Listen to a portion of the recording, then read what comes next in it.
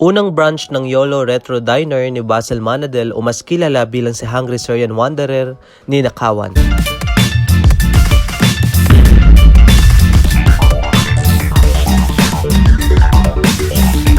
Isang masamang balita ang bumungad kay Basil Manadel ngayong araw ng Biyernes na kung saan tinawagan siya ng kanyang mga empleyado para sabihin na nilooban at ninakawan ang kanilang store. Mukhang matagal na pinagplanuhan ng mga suspect ang pagnanakaw dahil alam na alam ng mga ito kung saan makikita ang mga CCTV camera. Standing in front of the counter, then he has a flashlight with him, so he's trying to figure out where to go. He went inside the counter. He goes inside straight, step up on the ice machine, then twist the CCTV camera sa taas, twisted ganon para wala siya view. So, he knows where he's going. Agad naman nag-report si Basil at nakipag-ugnayan sa mga otoridad para maimbestigahan ang nangyari. Ayon pa kay Basil, gusto nitong mahuli ang suspect para wala na daw itong mabiktima pang iba. Tiningnan din nila ang lugar kung saan posibleng dumaan ang suspect para makapasok sa YOLO Retro Diner. Tutulayin yan. Oo, kaya. Kaya talaga, sir. Kaya dito? Kaya. Kahit ako, kaya ko to eh. Dito sa taas, pasok. Lalo na may ano parang puno-puno. May puno pa rin, hindi siya basta mapapansin. Magko-cover lang siya kung may tao dyan eh. So they went from up there, tapos sa bintana. Oo.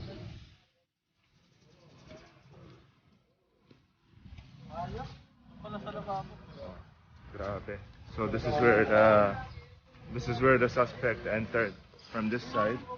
Tried to walk all the way, got up here, and then walked, crossed this fence, and then straight to the window, the bintana. May puno also siya.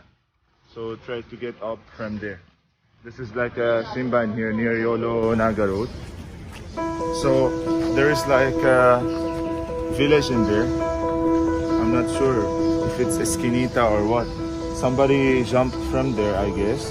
Walked through here. There's no garden here. The guard is in the entrance. Climbed up there on the wall. Got over the fence. Walked straight. At the back of the simbahan here, that's Yolo. So there's a ventana, 2 windows in there. He climbed up and then he made his way inside the shop. So I think the person who did this, he really studied. Kasi when he went inside the shop, he went straight to the CCTV and he twisted it para alam niya saan yung location. So this is Yolo here.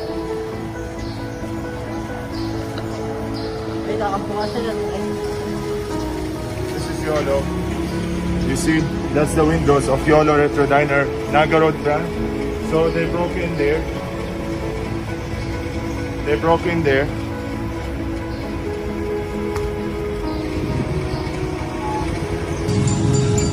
So we're going back to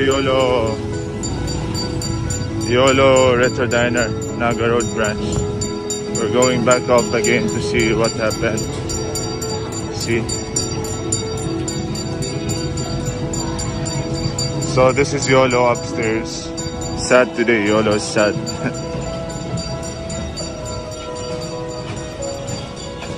So we didn't open today, we're still closed. So it's Friday today. It's Friday, we're supposed to be open but we are closed. Dahil sa nangyari.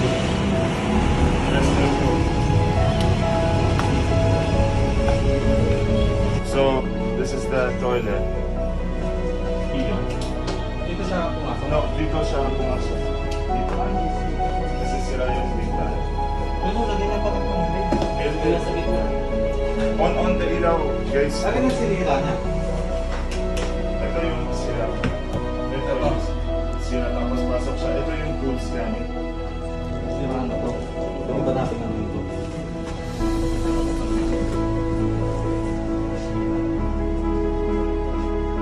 So this is the window they broke in and they went in. They went inside the shop. Then they left their tools here. Tapos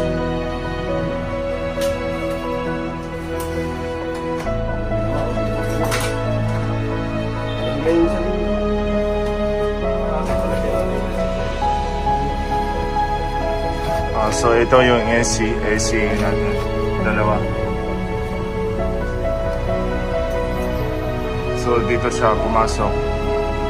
Kasi may dalawang AC tayo sa labas. Dito lang muna.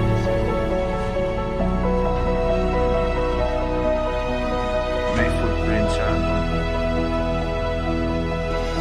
Ayon pa kay Basil, first time daw ito na nangyari sa kanya kaya hindi niya alam kung ano yung mararamdaman niya dahil maraming mga bagay ang naapektuhan, lalong-lalo na siya, ang kanyang shop at pati ang kanyang mga empleyado. Umaasa siya na sana mahuli na ang suspect sa mabilis na panahon. Ano ang masasabi mo sa videong ito? Mag-comment lamang at ating pag-usapan. At kung ikaw ay bago pa lamang dito sa ating channel, mag-subscribe ka na at i-click mo na rin ang notification bell para lagi kang updated sa ating mga bagong videos. Paalam!